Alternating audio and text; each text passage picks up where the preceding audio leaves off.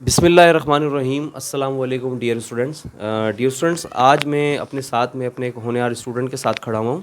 और गुज़श्ता दिनों में मैंने एक टॉपिक पढ़ाया था सेकेंड ईयर क्लास में, ट्रांसफार्मर।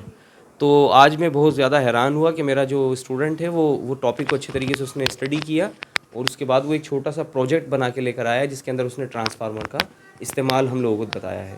तो मैं सबसे पहले अपने स्टूडेंट से कहूँगा कि वो अपना तारुफ़ कराएं, तो फिर उसके बाद हम लोग अपने प्रोजेक्ट की तरफ चलते हैं।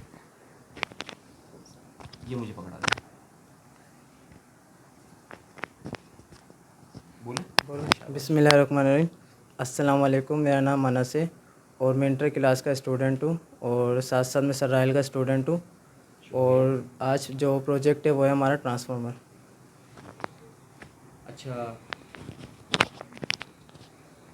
बच्चों, आप सबको मालूम है कि ट्रांसफार्मर का जो काम है वो ये होता है कि हम इसमें वोल्टेज को या करंट को चेंज कर सकते हैं, स्टेपिंग अप और स्टेपिंग डाउन कर सकते हैं।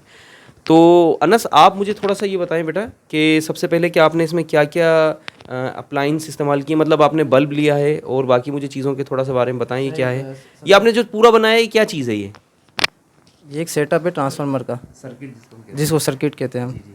और ये हमने जो सबसे पहले जो इसमें चीज़ ली है ना, वो ये ठीक है। बैटरी। ठीक है। उसके बाद स्विच लिया है।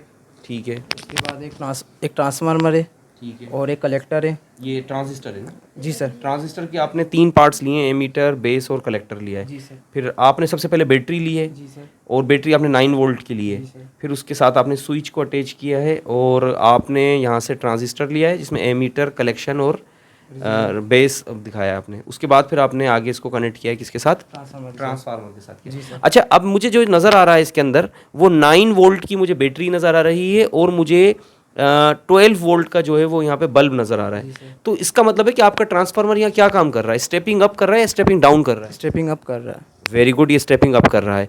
तो अब ज़रा जल्दी से इसको चला के दिखाएं ताकि सारे स्टूडेंट्स भी देखें। ठीक है, नहीं कोई बात नहीं, हो जाता है। बच्चों, अनस के लिए बहुत सारी क्लैपिंग होनी चाहिए। Very good.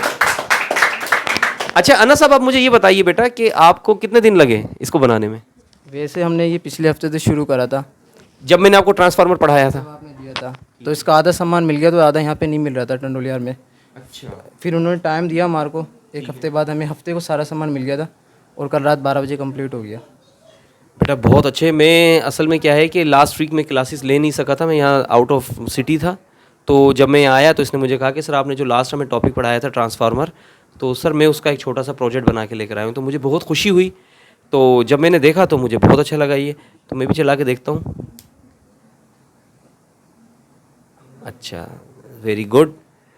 बच्चों, फिज़िक्स दर हकीकत है ही एक प्रैक्टिकल। जितने ज़्यादा हम इसमें प्रैक्टिकल्स करेंगे, ये सब बच्चों के लिए मैसेज है मेरी जानिब से कि आप जो भी टॉपिक पढ़ें तो आप कोशिश किया करें कि आप उसको ना प्रैक्टिकल बनाएं। उसका जब प्रैक्टिकल सामने आता है तो फिर उसके जो इस्तेमालात हैं, जो उसका यूज़ हैं, उसके मतलब वो सामने हमारे आ जाते हैं कि करना क्या है। जैसे बच्चे ने ट्रांसफार्मर पढ़ा, उसमें हमने बताया था कि भाई अगर हमें वोल्टेज कम करना हो या वोल्टेज हमें बढ़ाना हो या हम अपनी रिक्वायरमेंट के मुताबिक अप्लाइंस के लिए जो हम वोल्टेज हासिल करते हैं, तो उसके लिए ट्रांसफार्मर का बड़ा अमल दखल होता है। तो वेल एंड गुड बेटा, आप ही बना के लाए और आपने बच्चों को इसका एक इस्तेमाल यहाँ पे बताया। तो एक दफ़ा और अनस के लिए बहुत सारी तालियां होनी चाहिए। अनस, अब आखिर में कुछ कहना चाहते हैं बेटा? नहीं सर। कुछ बच्चों को पैगाम देना चाहें? शाबाश। सबको अपने घर पे ट्राई करनी चाहिए इस तरीके की activity. Very good, very good. चलें बेटा, बहुत शुक्रिया।